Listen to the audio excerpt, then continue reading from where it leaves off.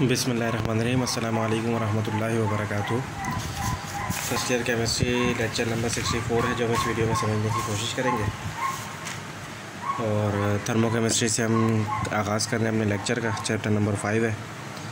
Date branch chapter number 4 है। That branch of chemistry which deal with the changes of enthalpy for the chemical reaction. तो chemistry की वो branch इसके अंदर हम चेंजेस ऑफ एंथैल्पी के बारे में पढ़ें। केमिकल रिएक्शन के दौरान जो एंथैल्पीज़ चेंज हो रहे हैं उनके बारे में पढ़ना थर्मोकेमिस्ट्री कहलाता है। अब लॉज ऑफ थर्मोकेमिस्ट्री है Hess's law, the changes of enthalpy for the chemical reaction. एक केमिकल रिएक्शन है उसके लिए चेंज ऑफ एंथैल्पी है कुछ may be calculated with the help of law. एक लॉ के ज़रिए हम निकालते हैं, उससे हेसिस लॉ कहा जाता है। वो कहता है the change enthalpy for a chemical reaction. एक केमिकल रिएक्शन की जो एंथैल्पी चेंज है वो हमेशा या तो कांस्टेंट होगी, चाहे रिएक्शन एक स्टेप में हो या एक से ज़्यादा स्टेप में हो। एक रिएक्शन की एंथैल्पी कांस्टेंट रहेगी चाहे रिएक्शन एक स्टेप में हो या एक से ज़्यादा स्टेप में हो। तो चेंज ऑफ एंथैल्पी डिपेंड करती है इनिशियल और फाइनल स्टेज पर। जैसे A + B से प्रोडक्ट बना, ये हम अभी जनरल एग्जांपल ले रहे हैं। उसके बाद एक साइंटिफिक केमिकल इक्वेशन जो एक्चुअल होता है उसकी भी लेंगे। A + B से प्रोडक्ट बनने में -100 किलो जूल एनर्जी जो है वो बाहर निकली। माइनस साइन का मतलब बाहर निकली। लेकिन अगर हम इसको 3 स्टेप में करें कि पहले A से C बनाएं, फिर C से D बनाएं, फिर D से P बनाएं, तो क्या होगा। A से C बनाने में 50 किलो जूल एनर्जी हमने दी तो प्लस साइन, फिर C से D बनाने में हमने 20 किलो जूल एनर्जी दी प्लस, तो 70 हो गया। अब फिर जब D से P बनाएंगे तो -170 किलो जूल हमें देनी पड़ेगी, वो बाहर निकलेगी तो प्रोडक्ट बनेगा। तो हमने देखा चेंज ऑफ एंथैल्पी तो अभी भी क्या है 100 ही है। तो डेल्टा H हो गया H1 + H2 + H3। Delta H था -100, 50 + 20 -170, तो 100 = 100 आ गया। अब केमिकल एग्जांपल देख रहे हैं। कार्बन डाइऑक्साइड जब NaOH से रिएक्शन करता है तो Na2CO3 बनाता है और वाटर बनाता है। कितनी जूल एनर्जी यूज़ होती है -90 किलो जूल पर मोल। लेकिन अगर हम 2 मोल साथ ना दें, 1 मोल NaOH दें फिर एक और मोल NaOH दें, तो पहला मोल देंगे तो -49 किलो जूल एनर्जी निकलेगी और जब दूसरा देंगे तो -41 निकलेगी। मिला के अभी भी 90 ही हो रही है। तो हमने क्या पढ़ा था ऐसे लॉ में कि रिएक्शन चाहे एक स्टेप में हो या एक से ज़्यादा स्टेप में हो, एंथैल्पी चेंज कांस्टेंट रहता है। अब heat of formation of a compound, the amount of heat absorb और liberated when 1 mole of a compound is produce.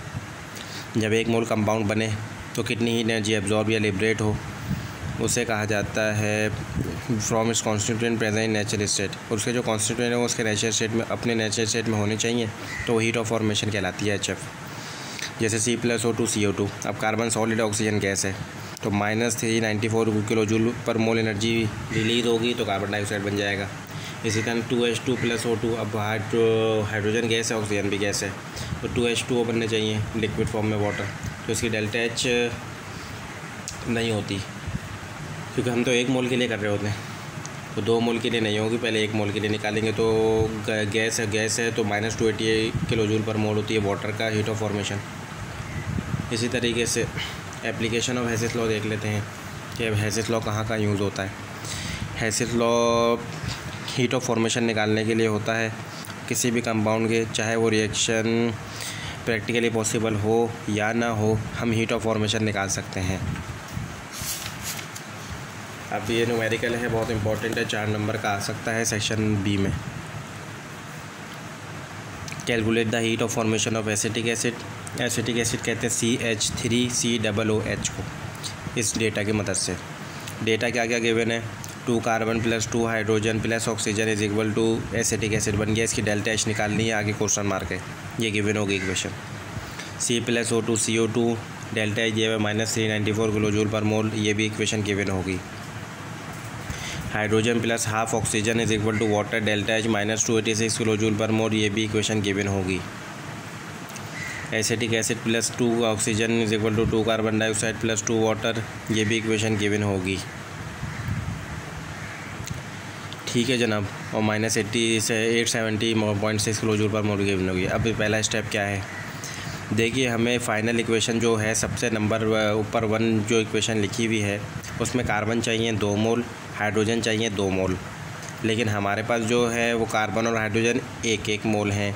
तो हम इन दोनों इक्वेशन को 2 और 2 से मल्टीप्लाई करवाएंगे ताकि हमारे पास 2 कार्बन और 2 हाइड्रोजन हो जाए। तो मैंने लिखा है मल्टीप्लाई इक्वेशन 1 and 2 by 2, तो ये भी 2 से मल्टीप्लाई हो गया, ये भी 2 से मल्टीप्लाई हो गया।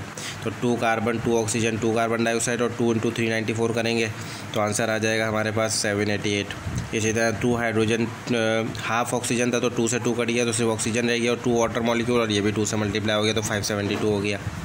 अब स्टेप 2 करेंगे। अब देखिए 2 कार्बन और 2 हाइड्रोजन ऐड हुए में, तो मैं इन जो इक्वेशन नंबर 4 और 5 आई इसको ऐड करवा दूंगा। तो ये 2 कार्बन और 2 हाइड्रोजन 2 + 1 3 ऑक्सीजन हो गए और इसके अलावा हमारे पास क्या है 2 कार्बन डाइऑक्साइड और 2 वाटर होगा 788 और 572 हो गया 1360 हो गया किलो जूल पर मोल। अब थर्ड स्टेप में क्या है हमारे पास, देखिए फाइनल आंसर में 1 ऑक्सीजन चाहिए और कार्बन डाइऑक्साइड और हाइड्रोजन वाटर यहाँ पर नहीं चाहिए, हमें एसिडिक एसिड चाहिए। तो हमारे पास जो इक्वेशन नंबर 3 थी उसके अंदर एसिडिक एसिड और ऑक्सीजन था और 2 कार्बन डाइऑक्साइड और हाइड्रोजन थे, तो उसको सप्लाई करवा देंगे। ये इक्वेशन नंबर 6 जो है ये उसको 3 से, तो ये 3 से 2 कट गया तो 1 बच गया।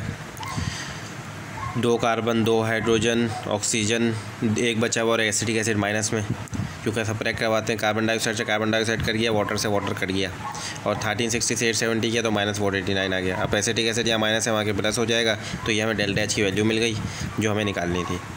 बाकी अगले न्यूमेरिकल अगले लेक्चर में समझेंगे।